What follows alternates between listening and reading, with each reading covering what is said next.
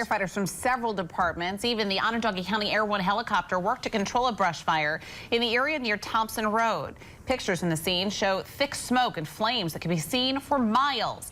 There were several separate fires burning at one point mid-afternoon. And it brought traffic on 690 to a crawl in both directions. A couple of exits had to be blocked off as crews battled this fire. They also brought in the Air 1 helicopter to drop water on it.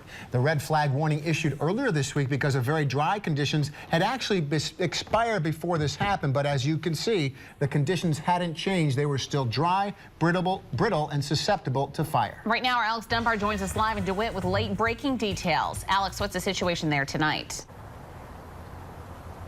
Megan, Erie Boulevard is back open. The cause of the fire is under investigation, but firefighters believe it started right here in this field behind the Texas Roadhouse restaurant on Erie Boulevard, ultimately spreading over a quarter-mile area and causing a shutdown of Erie Boulevard between Bridge Street and Thompson Road.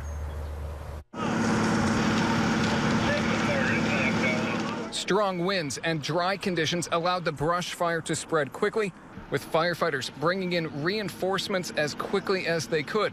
Ultimately, the East Syracuse fire chief says at least 40 firefighters were working on different sections of a quarter-mile-long fire.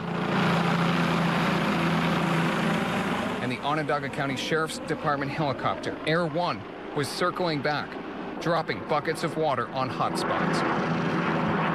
It's unconventional for us to have them come here, but it was very beneficial.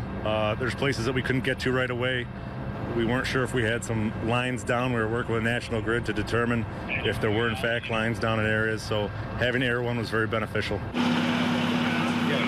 Customers at Erie Boulevard restaurants and stores watched the flames spread and come close to several buildings and Route 690, but were held back by firefighters. And they've been warning everybody about high fire risk and that stuff. So what happened? Could have been a match, could have been a cigarette. Yeah, I actually got a weather advisory on my phone and I just clicked out of it. I didn't think it was like serious until I'm actually out, flyering and I see all the different fires in the different locations.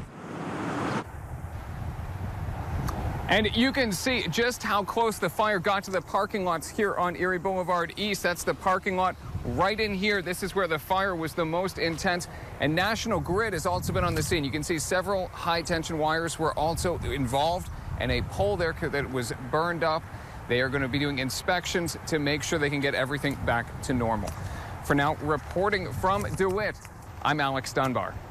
Well, thank you, Alex. This really caused some problems. Oh, wow. Alex, thanks so much. We'll see you again tonight at 6. Now, the brush fire with its thick smoke was even picked up by live triple Doppler radar. Yes, this is a loop of the radar between 1:30 and 2:30 this afternoon. That green stuff, it's usually rain. It's smoke from the fire. That's right. The particles pushed up into the air from the fire were actually enough for the radar to pick up as a breeze carried the smoke from the DeWitt area north all the way west to Hancock Airport.